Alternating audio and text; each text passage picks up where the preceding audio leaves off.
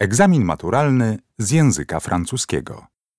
Poziom rozszerzony. Usłyszysz dwukrotnie teksty do zadań od 1 do 3. Przed wysłuchaniem każdego tekstu usłyszysz dźwięk. W nagraniu przewidziane są przerwy na zapoznanie się z poleceniami oraz treścią zadań, sygnalizowane dźwiękiem. Rozwiązuj poszczególne zadania w trakcie słuchania nagrań oraz w czasie przerw po ich wysłuchaniu. Zadanie pierwsze. Przeczytaj polecenie i zapoznaj się z treścią zadania do tekstu pierwszego.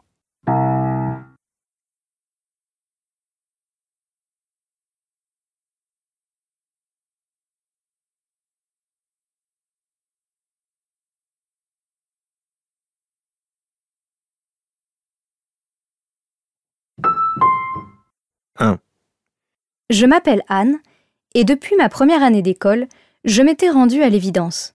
Je ne serai jamais jolie. Je n'avais aucun des traits réguliers que décrivent les romans. Ni le nez délicat, ni le front haut, ni les yeux en amande, ni la chevelure satinée. Je ressemblais à ce que j'étais, une enfant banale. Mais à l'intérieur, caché en moi, il y avait l'or. Et l'or avait la grâce, celle qui fait qu'on vous regarde au lieu de vous voir, qu'on vous écoute au lieu de vous entendre. Elle portait le poids de mes rêves, et ils étaient immenses. Je voulais tout, écrire, chanter, inventer, composer. Je n'avais aucun désir de puissance, mais la soif d'être quelqu'un. L'or me donnait l'armure dans laquelle je me sentais autorisée à partir à l'assaut de toutes les batailles. Avec elle, je n'avais peur de rien.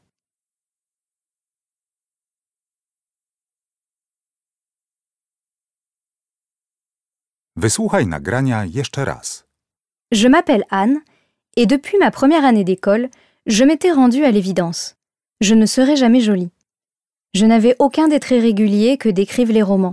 Ni le nez délicat, ni le front haut, ni les yeux en amande, ni la chevelure satinée. Je ressemblais à ce que j'étais, une enfant banale. Mais à l'intérieur, caché en moi, il y avait l'or. Et l'or avait la grâce, celle qui fait qu'on vous regarde au lieu de vous voir, qu'on vous écoute au lieu de vous entendre. Elle portait le poids de mes rêves, et ils étaient immenses. Je voulais tout, écrire, chanter, inventer, composer. Je n'avais aucun désir de puissance, mais la soif d'être quelqu'un. L'or me donnait l'armure dans laquelle je me sentais autorisée à partir à l'assaut de toutes les batailles. Avec elle, je n'avais peur de rien.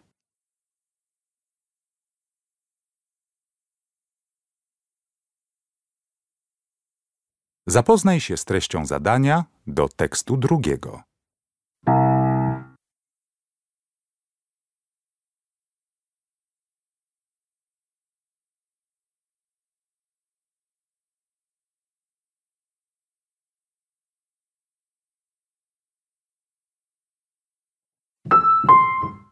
Deux. Je crois que j'ai toujours été désordonné. Enfant, j'aimais vivre au milieu d'un joyeux bazar. Ça rendait fou mes parents. Parfois, après une grande dispute, je rangeais. Mais ça n'avait rien d'efficace. Au bout d'une heure, c'était pire. Pour moi, ranger, c'était une fantaisie des parents. Quand je leur demandais la raison de cet acharnement ménager, un argument revenait toujours. Si des gens viennent à la maison, cela ne m'a jamais convaincu. Ce n'est que bien plus tard, en vivant avec un autre bordélique, qu'il s'est avéré que le rangement était utile. Pour continuer à circuler facilement et retrouver nos affaires, il fallait instaurer un minimum d'organisation. On est loin encore de « je me sers d'un truc puis je le range », mais on sait gérer notre désordre.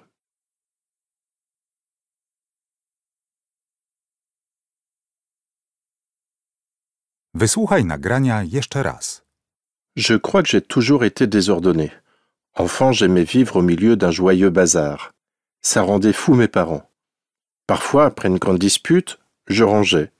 Mais ça n'avait rien d'efficace. Au bout d'une heure, c'était pire. Pour moi, ranger, c'était une fantaisie des parents. Quand je leur demandais la raison de cet acharnement ménager, un argument revenait toujours. Si des gens viennent à la maison, cela ne m'a jamais convaincu. Ce n'est que bien plus tard, en vivant avec un autre bordélique, qu'il s'est avéré que le rangement était utile. Pour continuer à circuler facilement et retrouver nos affaires, il fallait instaurer un minimum d'organisation. On est loin encore de « je me sers d'un truc puis je le range », mais on sait gérer notre désordre.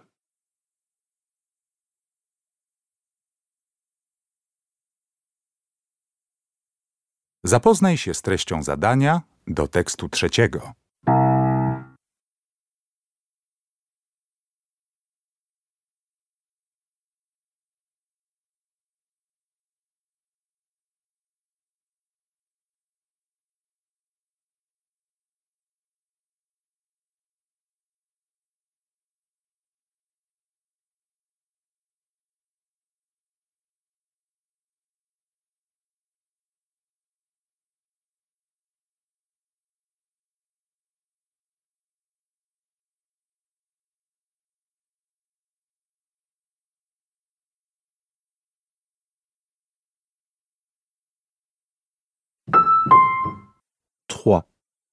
La vie de Sophie Pfeffer, créatrice de la marque de bijoux 5 octobre, est un long fleuve tranquille.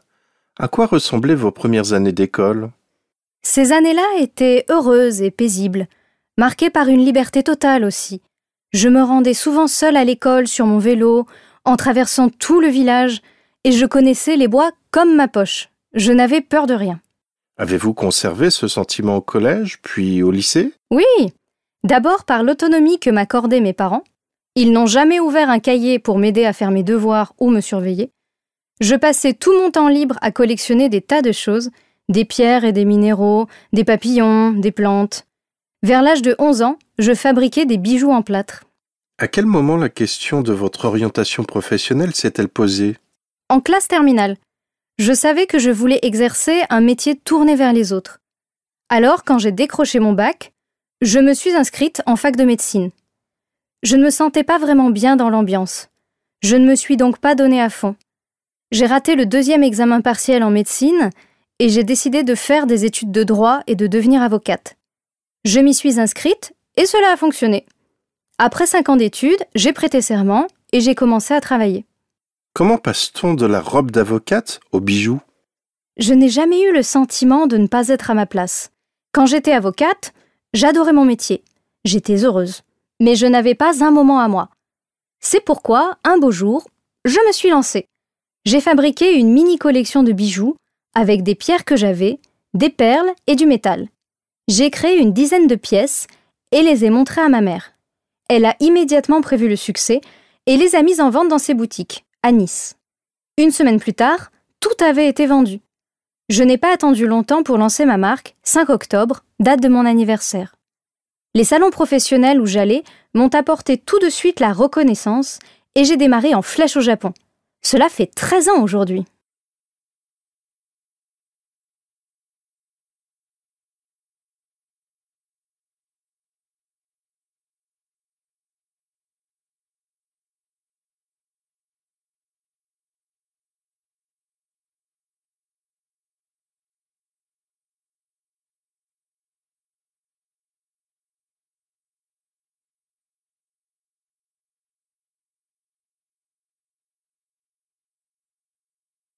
Wysłuchaj nagrania jeszcze raz.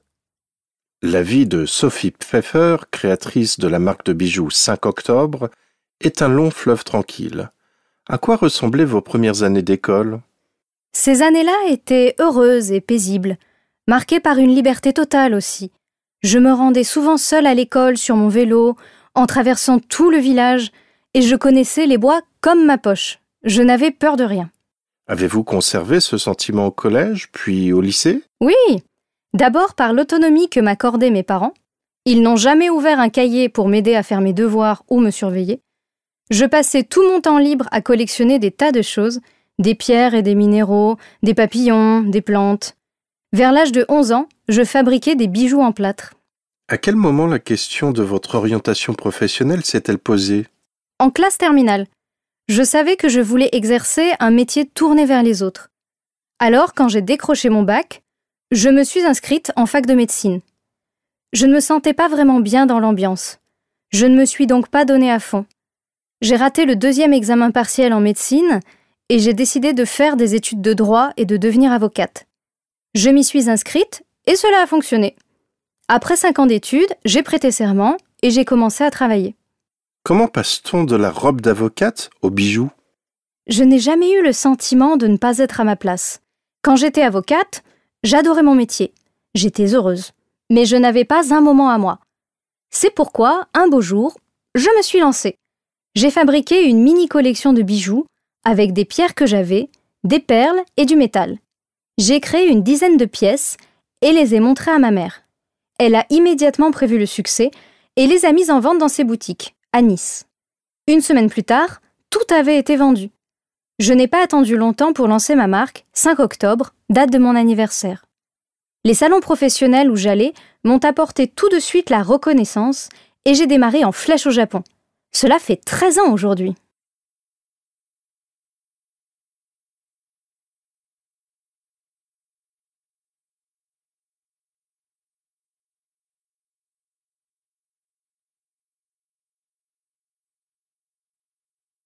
Zadanie drugie. Przeczytaj polecenie i zapoznaj się z treścią zadania.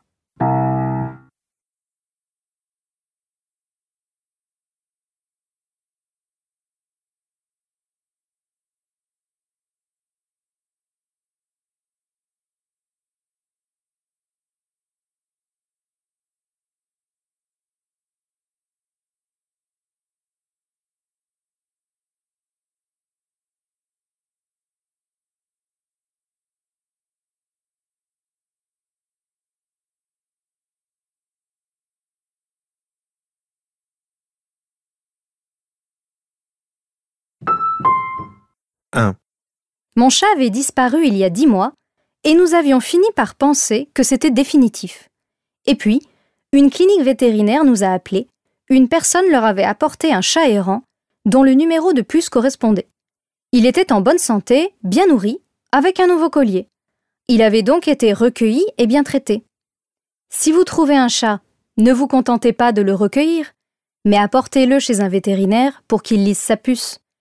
Et n'oubliez pas que les chats sont ainsi faits que malgré toute l'affection qu'on leur porte, ils veulent toujours s'aventurer en dehors de leur territoire.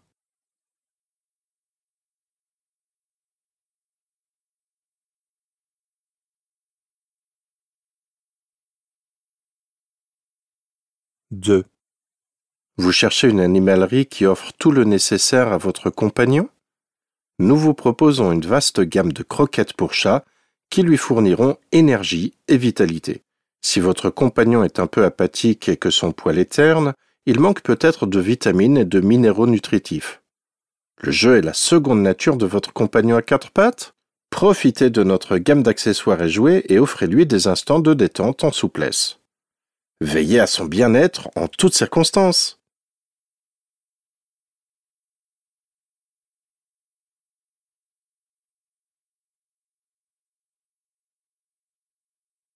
Trois. Ce chat n'appartient à personne, mais je le vois tout le temps car il a élu domicile ici. C'est son territoire et il se débrouille pour se faire nourrir, comme d'autres chats, par des voisins. Impossible de l'approcher vraiment, il est toujours prêt à s'enfuir ou à faire face au danger. On ne peut pas le caresser. Il est toujours prêt à chasser. C'est bien contre les souris, mais c'est dommage pour les oiseaux. La conséquence, c'est que dans le jardin, il ne nous reste presque que des pies querelleuses et des tourterelles monotones.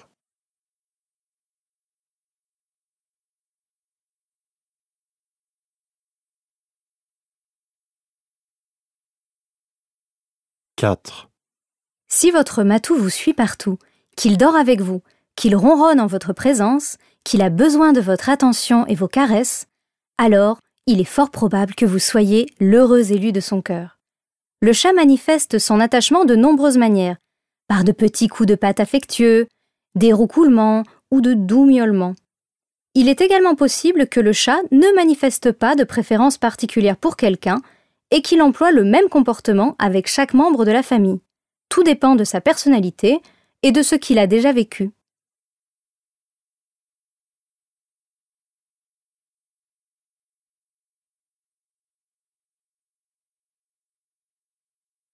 Cinq. Savez-vous ce que veut dire appeler un chat un chat? Imaginez qu'en fin de repas, quelqu'un dise « Bon, il faut appeler un chat, ce dîner était une vraie catastrophe. » Ici, la personne qui dit ça, elle est très franche. Comme le dîner ne lui plaît pas, elle le dit sans avoir peur d'appeler les choses par leur nom. Voilà le sens de cette locution. Je suis sûr qu'elle n'a plus aucun secret pour vous maintenant. Merci de m'avoir suivi. À très bientôt pour de nouveaux contenus en français.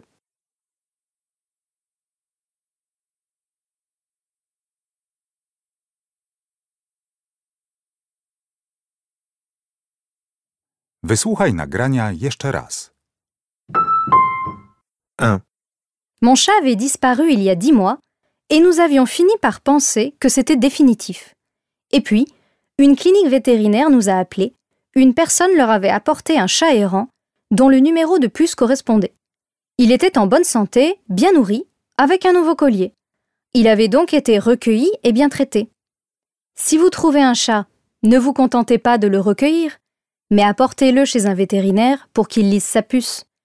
Et n'oubliez pas que les chats sont ainsi faits que malgré toute l'affection qu'on leur porte, ils veulent toujours s'aventurer en dehors de leur territoire.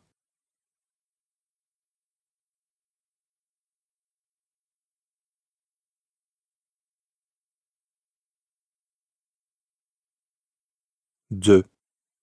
Vous cherchez une animalerie qui offre tout le nécessaire à votre compagnon?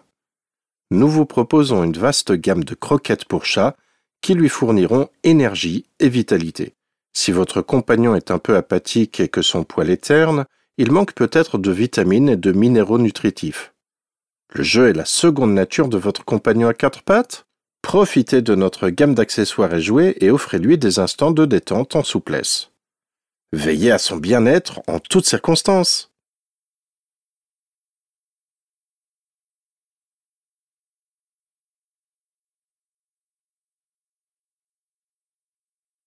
Trois. Ce chat n'appartient à personne, mais je le vois tout le temps car il a élu domicile ici. C'est son territoire et il se débrouille pour se faire nourrir, comme d'autres chats, par des voisins. Impossible de l'approcher vraiment, il est toujours prêt à s'enfuir ou à faire face au danger. On ne peut pas le caresser. Il est toujours prêt à chasser. C'est bien contre les souris, mais c'est dommage pour les oiseaux. La conséquence, c'est que dans le jardin, il ne nous reste presque que des pies querelleuses et des tourterelles monotones.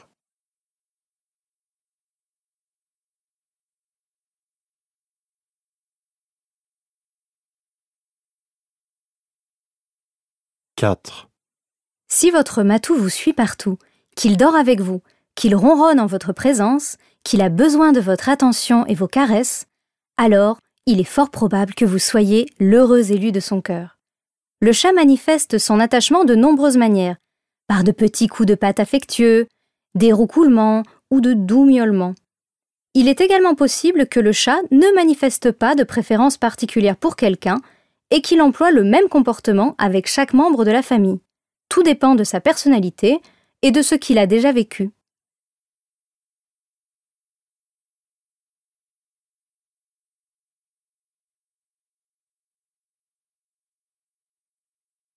Cinq. Savez-vous ce que veut dire appeler un chat un chat? Imaginez qu'en fin de repas, quelqu'un dise « Bon, il faut appeler un chat un chat. Ce dîner était une vraie catastrophe. » Ici, la personne qui dit ça, elle est très franche.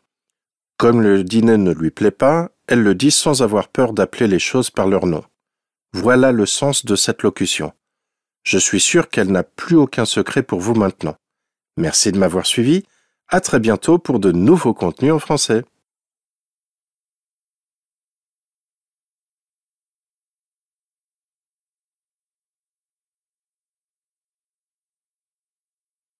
Zadanie trzecie.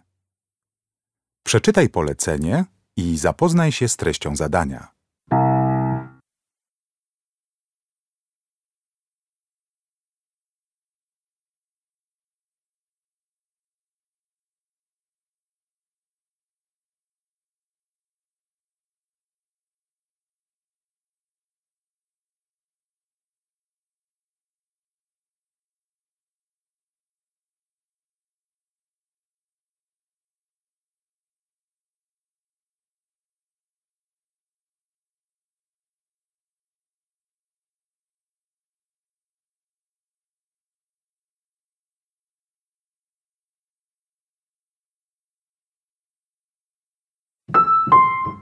Je ne sais pas pour vous, mais moi, à chaque fois que je vais dans une grande surface et que j'arrive à la caisse, il y a toujours une file d'attente. Et je ne sais pas si vous avez remarqué, mais dans les magasins, il y a une grande loi. Peu importe la file d'attente qu'on choisit, c'est toujours celle d'à côté qui avance plus vite. Vous voulez un exemple? En voici un du week-end dernier. La première caisse que j'ai choisie, elle avançait super bien avant que j'y arrive. Depuis que j'y suis, elle n'avance plus. Il y a comme un blocage. Finalement, je fais la queue pendant 1 heure, il ne reste plus qu'une personne devant moi, et là, il existe une autre loi dans les supermarchés. Le client qui est devant moi, c'est toujours le plus lent du monde. Il y a un truc aussi, ce client a toujours un article où il n'y a pas le prix dessus. Il y avait 400 fourchettes en promotion et il a juste pris celle sur laquelle il n'y avait pas d'étiquette. Bon, finalement c'est à moi. Il s'en va, c'est à moi. Je sors mes articles et je les mets devant la caissière. Et là, la caissière elle me fait « Non, non, non, non, non, c'est la caisse 5 articles maximum, il faut que vous fassiez demi-tour. » Et là je me dis « Comment ça? Il faut que je fasse demi-tour? Oh non !» Résignée, je pousse mon chariot à la 2e caisse. Une fois dans la file d'attente à la 2e caisse, ma perspective change d'un coup. 50 personnes devant moi, 50 chariots bourrés à mort. Bon, 1 heure après, mon état nerveux s'est considérablement amélioré, car j'ouvre un œil et il n'y a plus personne devant moi. Quand toutes mes affaires sont déjà sur le tapis roulant, un concours de vitesse entre la caissière et moi commence. J'entends « bip bip ». Même si je dis à la caissière « Non, attendez, je ne suis pas encore prête », le bip bip continue. Ce n'est pas la peine de protester, tout est en train de s'entasser au bout du tapis roulant et je n'arrive pas à mettre mes achats dans mes sacs. Après, je paye avec ma carte, ce qui fait que, quand je sors de là, je ne sais même pas combien ça m'a coûté. Il faut voir dans quel état nerveux on finit les courses. Je suis fatiguée. Oui, quand on fait les courses, on est fatigué. D'ailleurs, j'ai trouvé pourquoi. C'est une histoire de manipulation, car je prends et remets les produits plusieurs fois avant de les apporter à la maison. À force de manipuler la boîte de petits pois une dizaine de fois, j'ai l'impression qu'elle pèse même 10 kilos. Et au dîner familial, il y a toujours quelqu'un qui dit « Des petits pois, c'est tout ce qu'il y a à bouffer ?»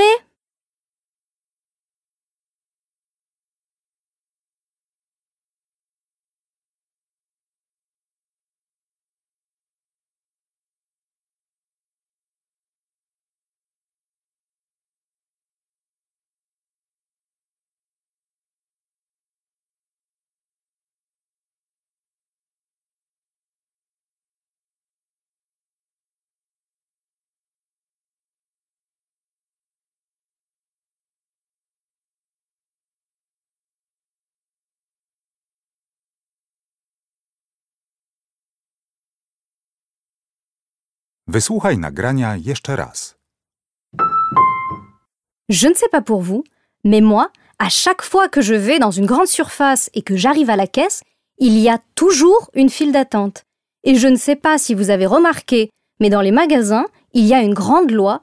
Peu importe la file d'attente qu'on choisit, c'est toujours celle d'à côté qui avance plus vite. Vous voulez un exemple? En voici un du week-end dernier. La première caisse que j'ai choisie, elle avançait super bien avant que j'y arrive. Depuis que j'y suis, elle n'avance plus. Il y a comme un blocage. Finalement, je fais la queue pendant 1 heure, il ne reste plus qu'une personne devant moi, et là, il existe une autre loi dans les supermarchés. Le client qui est devant moi, c'est toujours le plus lent du monde. Il y a un truc aussi, ce client a toujours un article où il n'y a pas le prix dessus. Il y avait 400 fourchettes en promotion, et il a juste pris celle sur laquelle il n'y avait pas d'étiquette. Bon, finalement c'est à moi. Il s'en va, c'est à moi. Je sors mes articles et je les mets devant la caissière. Et là, la caissière elle me fait « Non, non, non, non, non, c'est la caisse 5 articles maximum, il faut que vous fassiez demi-tour. » Et là je me dis « Comment ça? Il faut que je fasse demi-tour? Oh non !» Résignée, je pousse mon chariot à la 2e caisse. Une fois dans la file d'attente à la 2e caisse, ma perspective change d'un coup. 50 personnes devant moi, 50 chariots bourrés à mort. Bon, 1 heure après, mon état nerveux s'est considérablement amélioré, car j'ouvre un œil et il n'y a plus personne devant moi. Quand toutes mes affaires sont déjà sur le tapis roulant, un concours de vitesse entre la caissière et moi commence. J'entends « bip bip ». Même si je dis à la caissière « Non, attendez, je ne suis pas encore prête », le bip bip continue. Ce n'est pas la peine de protester, tout est en train de s'entasser au bout du tapis roulant et je n'arrive pas à mettre mes achats dans mes sacs. Après, je paye avec ma carte, ce qui fait que, quand je sors de là, je ne sais même pas combien ça m'a coûté. Il faut voir dans quel état nerveux on finit les courses. Je suis fatiguée. Oui, quand on fait les courses, on est fatigué. D'ailleurs, j'ai trouvé pourquoi. C'est une histoire de manipulation, car je prends et remets les produits plusieurs fois avant de les apporter à la maison. À force de manipuler la boîte de petits pois une dizaine de fois, j'ai l'impression qu'elle pèse même 10 kilos. Et au dîner familial, il y a toujours quelqu'un qui dit « Des petits pois, c'est tout ce qu'il y a à bouffer ?»